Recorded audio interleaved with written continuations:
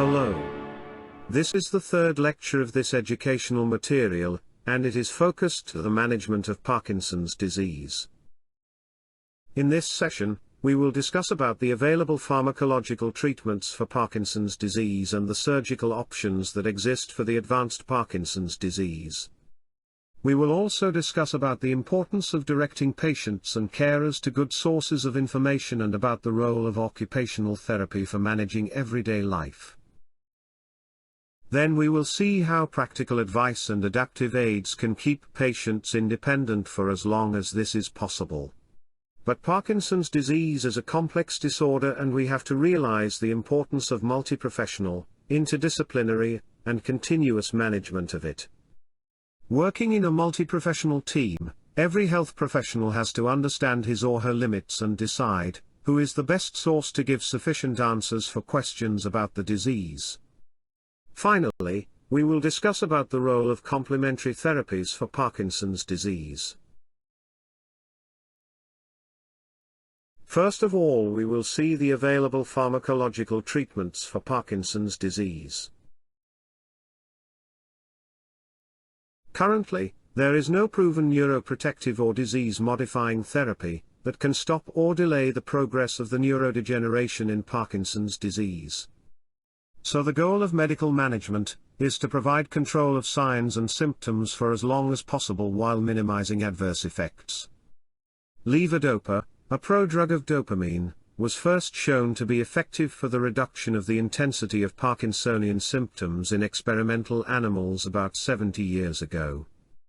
20 years of research was needed for the ramification of its dose and use in patients with Parkinson's disease. Today, levodopa, coupled with a peripheral decarboxylase inhibitor, remains the gold standard of symptomatic treatment for Parkinson's disease. We will discuss about drug therapy for Parkinson's disease, making a necessary demarcation between early disease and advanced disease. So, for early disease, levodopa coupled with carbidopa or benzocaine is one option. Levodopa crosses the blood-brain barrier, whereas dopamine itself cannot. Thus, levodopa is used to increase dopamine concentrations in the central nervous system. Once levodopa has entered the central nervous system, it is converted into dopamine by the enzyme aromatic L-amino acid decarboxylase, also known as dopa decarboxylase. Carbidopa or benzocaine inhibit the decarboxylation of levodopa to dopamine in the systemic circulation, allowing for greater levodopa delivery into the central nervous system. Levodopa has the greatest anti-Parkinsonian benefit with the fewest adverse effects in the short term. Another option for symptomatic therapy in early disease is monoamine oxidase B inhibitors. These agents, seleduline and risaduline, increase the amount of dopamine that is available in the synaptic terminals of dopaminergic neurons and can be used either as initial treatment monotherapy or as adjunctive therapy. They provide only mild symptomatic benefit, but they have excellent adverse effect profiles, and may improve long-term outcomes. There are some studies that also support the neuroprotective role of these medications but other not. So the overall results are controversial for neuroprotection, and monoamine oxidase B inhibitors are used as symptomatic treatment. Then, dopamine agonists can also be used for treatment in early disease either as monotherapy or in combination with levodopa. The agents included in this category are pramipexole, ropinirole, and rotigotine. The first two are available as tablets and the later as transdermal patch. These medications stimulate dopamine receptors in striatum and provide symptomatic benefit that is comparable to that with levodopa coupled to carbidopa in early disease. Initial treatment with a dopamine agonist, to which levodopa can be added as necessary, is associated with fewer motor fluctuations and dyskinesias than levodopa alone in prospective, double-blind studies. However, these agents have more adverse effects than levodopa, including sleepiness, hallucinations, edema, and impulse control disorders, especially in patients older than 70 years old, so they are reserved for younger patients, and patients without comorbidities. Anticholinergic agents can be used for patients who have disability due to tremor that is not adequately controlled with dopaminergic medication. But these are not first-line drugs, because of their limited efficacy and the possibility of neuropsychiatric side effects. Anticholinergic medications provide good tremor relief in approximately 50% of patients but do not meaningfully improve bradykinesia or rigidity. Adverse cognitive effects are relatively common, especially in elderly persons, as well as confusion and hallucinations. Amantadine is an antiviral agent that has anti-Parkinsonian activity. Its mechanism of action is not fully understood, but amantadine appears to potentiate central nervous system dopaminergic responses. It may release dopamine and norepinephrine from storage sites and inhibit the reuptake of dopamine and norepinephrine. Amantadine may offer additional benefit in patients experiencing maximal or waning effects from levodopa. The most concerning potential side effects of amantadine are confusion and hallucinations. Common side effects include nausea, headache, dizziness, and insomnia. Less frequently reported side effects include anxiety and irritability, ataxia, livedo reticularis, which expresses itself as a lace-like purplish discoloration of the skin, and furthermore, peripheral edema, and orthostatic hypotension. Initially, drug treatment for early disease provides sustained benefit throughout the day. However, after several months to years, many patients encounter motor problems like freezing of gait, motor fluctuations, or levodopa-induced dyskinesias. Freezing of gait is a brief and episodic absence or marked reduction of forward progression of the feet despite the intention to walk, and it reflects a combined motor and cognitive automatization deficit. Its prevalence increases with longer disease duration, and it is 7% for patients in early disease and more than 50% in advanced disease. It is one of the most debilitating motor symptoms and the main cause of falling, fracture risk, activities of daily living disability and loss of independence. Patients initially in the early stages of the disease experience stable, sustained benefit through the day in response to levodopa. However, after several months to years, many patients notice that the benefit from immediate release levodopa coupled to carbidopa wears off after 4 to 5 hours. Over time, this shortened duration of response becomes more fleeting, and clinical status fluctuates more and more closely in concert with peripheral levodopa concentration. Ultimately, benefit lasts only about 2 hours. The time when medication is providing benefit for bradykinesia, rigidity, and tremor is called on time, and the time when medication is not providing benefit is called off time. By several months to years after the introduction of levodopa, many patients develop peak dose dyskinesia consisting of involuntary movements, such as choreiform, dystonic or myoclonic movements that occur when dopamine levels are very high. At this point, increasing dopamine stimulation is likely to worsen peak dose dyskinesias, and decreasing dopamine stimulation may worsen Parkinson's disease motor signs and increase off time. The therapeutic window lies above the threshold required to improve symptoms on threshold, and below the threshold for peak dose dyskinesia, which is called the dyskinesia threshold. The therapeutic window narrows over time because of a progressive decrease in the threshold for peak dose dyskinesia. Another form of levodopa-induced dyskinesias is diphasic dyskinesia, appearing at the onset and offset of the levodopa effect, coinciding with a rising and decaying plasma levodopa levels. The most dominant manifestation of diphasic dyskinesia are the repetitive alternating movements in the limbs, usually of a dystonic nature. Let's see now the available treatments for motor symptoms in advanced Parkinson's disease. First of all, freezing of gait. Levodopa has been shown to be effective in the treatment of freezing of gait, but fine-tuning of dosage, preferably in the immediate release tablets, is important in order to get the optimal result. Furthermore, Other drug delivery methods like sustained-release tablets, inhaled or intrajejunal infusion, can achieve continuous levodopa supply and may provide even better effectiveness. Monoamine oxidase B inhibitors have also shown effectiveness for the management of freezing of gait in some studies. For the treatment of motor fluctuations, the following strategies can be followed. First of all, dosing levodopa more frequently and increasing the levodopa dose. Secondly, interventions to improve bioavailability through better absorption from the gut, such as an empty stomach, proteins or constipation. Thirdly, adding a dopamine agonist, catechol-O-methyltransferase or COMT inhibitor, monoamine oxidase inhibitor, subcutaneous apomorphine or selective adenosine antagonist. Fourthly, adding intermittent levodopa inhaled doses. Fifthly, switching from immediate release to sustained release levodopa-carbidopa or levodopa-carbidopa and entacapone. And finally, continuous intrajejunal infusion of a carbidopa-levodopa enteral suspension could be beneficial.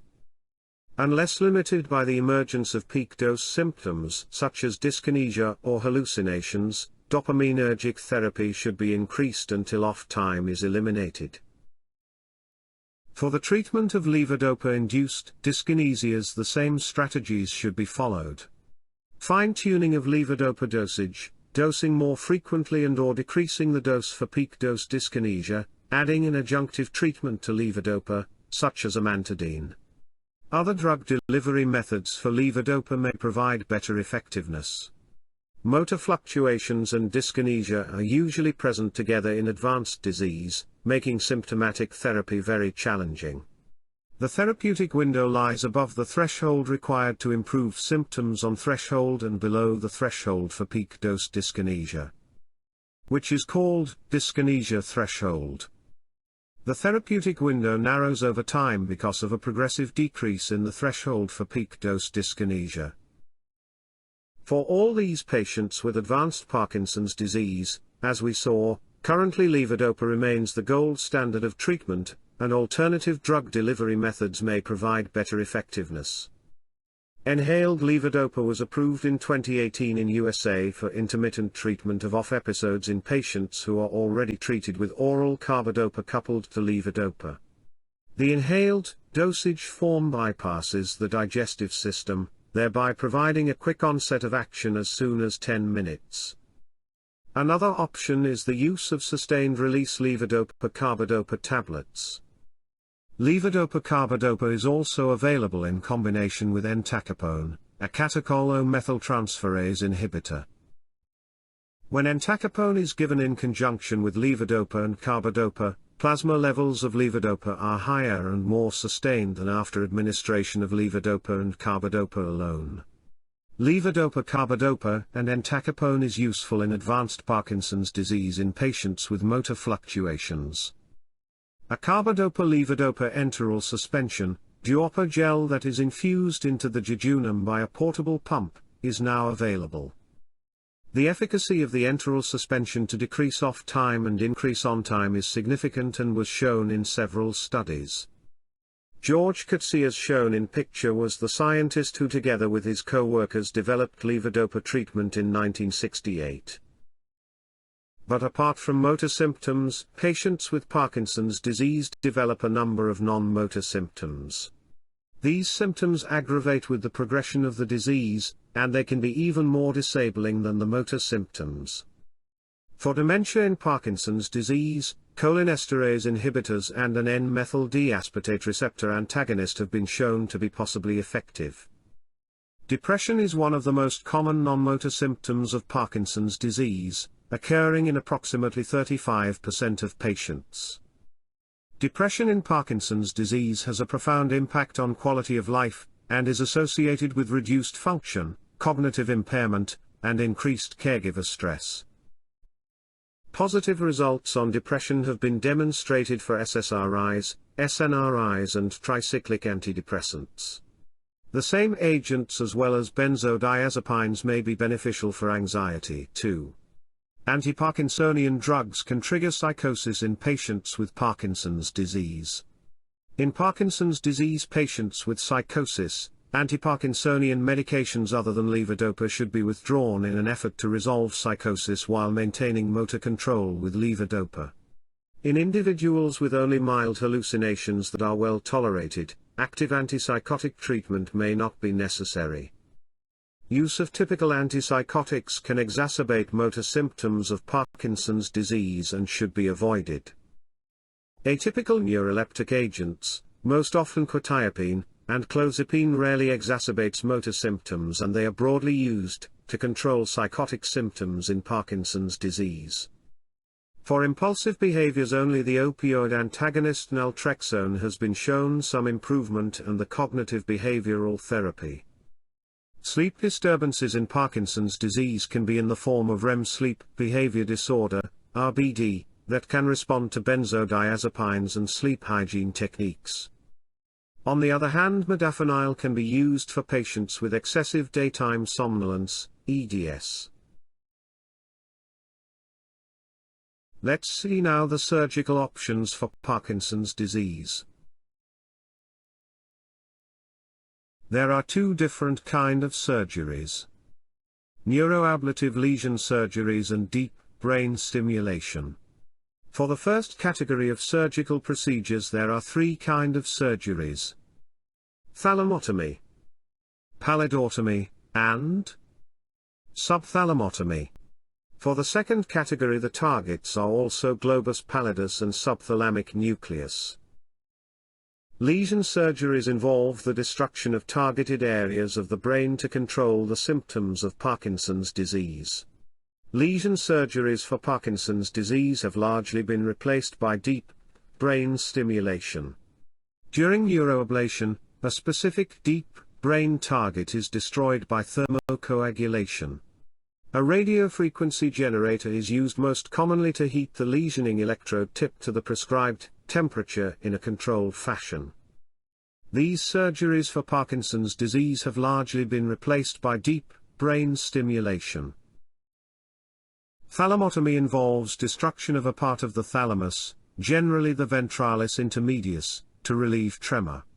The ventralis intermedius nucleus is considered the best target for tremor suppression, with excellent short and long-term tremor suppression in 80 to 90% of patients with Parkinson's disease. Thalamotomy has little effect on bradykinesia, rigidity, motor fluctuations, or dyskinesia. When rigidity and akinesia are prominent, other targets, including the globus pallidus interna and subthalamic nucleus, are preferred. Pallidotomy involves destruction of a part of the globus pallidus interna. Pallidotomy studies have demonstrated significant improvements in each of the cardinal symptoms of Parkinson's disease: tremor, rigidity, bradykinesia, as well as a significant reduction in dyskinesia. With 3.6%, the most serious and frequent adverse effect of pallidotomy is a scotoma in the contralateral lower central visual field. This complication occurs when the globus pallidus interna lesion extends into the optic tract, which lies immediately below the globus pallidus interna. The risk of visual field deficit is reduced greatly by accurate delineation of the ventral globus pallidus interna border by microelectrode recording. Less frequent complications, less than 5%, include injury to the internal capsule, facial paresis, and intracerebral hemorrhage, with 1 to 2%. Abnormalities of speech, swallowing, and cognition may also be observed. Bilateral pallidotomy is not recommended because complications are relatively common, and include speech difficulties, dysphagia, and cognitive impairment. Hyperactivity of the excitatory subthalamic nucleus projections to the globus pallidus interna is a crucial physiologic feature of Parkinson's disease. Subthalamotomy involves destruction of a part of the subthalamic nucleus. Although lesioning the subthalamic nucleus usually has been avoided because of the concern about producing hemibolismus, results obtained by experimental lesions of the subthalamic nucleus in animals and humans suggest that subthalamotomy may be performed safely and may reverse Parkinsonism dramatically. Subthalamotomy studies have shown significant improvements in the cardinal features of Parkinson's disease, as well as the reduction of motor fluctuations and dyskinesia.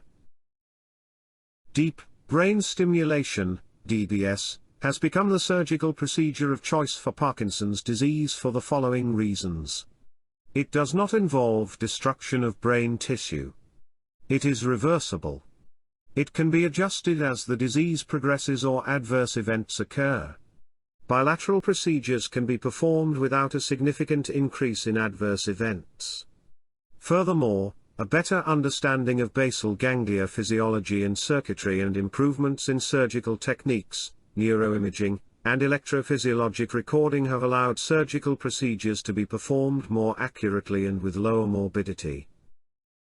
The indications for deep brain stimulation in subthalamic nucleus and globus pallidus internal in patients with Parkinson's disease are the following. Firstly, the presence of motor complications refractory to medical therapy. Secondly, the absence of significant comorbidities in a biologically fit individual. Thirdly, the absence of significant mental health problems, for example, depression and dementia. And finally, response to levodopa. It is important to note for patient selection, that appropriate patients should continue to experience a good response to levodopa, but that response cannot be adequately maintained throughout the day or is complicated by excessive dyskinesia. The effectiveness of subthalamic nucleus and globus pallidus internal. Deep brain stimulation in carefully selected patients with advanced Parkinson's disease fulfilling the indications for the procedure, has been shown in several studies. Bilateral DBS was more effective than best medical therapy in improving on time without troublesome dyskinesia, motor function in general, and quality of life. It was also effective in ameliorating pain related to Parkinson's disease. On the other hand, DBS was associated with an increased risk of serious adverse events. The use of deep brain stimulation has been also tested for early Parkinson's disease, in conjunction with post-medical therapy, and it had benefits in the course of Parkinson's disease, before the appearance of severe disabling motor complications. It was also superior to medical therapy alone on several measures of quality of life and motor function. But serious adverse events observed in the study do not justify the use of deep brain stimulation in early disease. Specifically, 54.8% of the patients in the deep brain stimulation group experienced adverse events, with 17.7% of patients suffering serious adverse events related to surgical implantation or the neurostimulation device.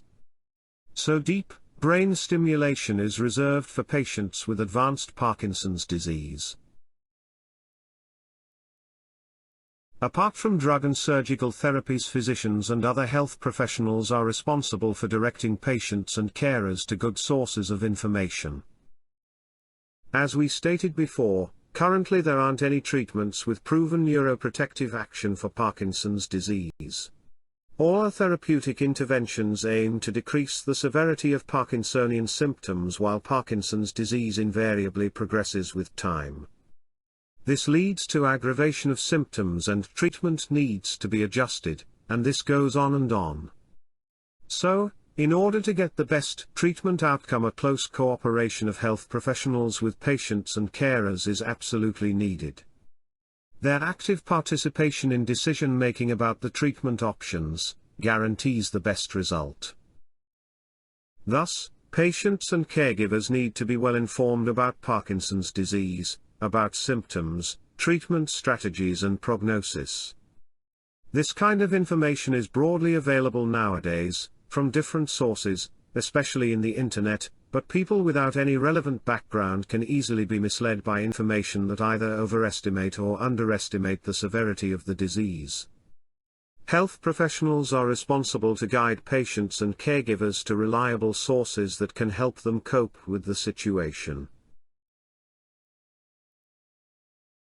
An important part of the therapeutic efforts against Parkinson's disease is the occupational therapy for managing everyday life. Motor, cognitive and/or emotional symptoms in Parkinson's disease often lead to restrictions, affecting a range of activities and limiting participation in activities of everyday life. The goal of the occupational therapy is to help patients overcome these restrictions and manage everyday life. The best outcome is achieved with occupational therapists that have access to knowledge and skills concerning Parkinson's disease and are aware of ways to identify each patient's key concerns. Early intervention with occupational therapy is important in order to establish rapport, develop a connection, understanding and trust with the therapist, prevent activities and roles being restricted or lost and, where needed, develop appropriate coping strategies.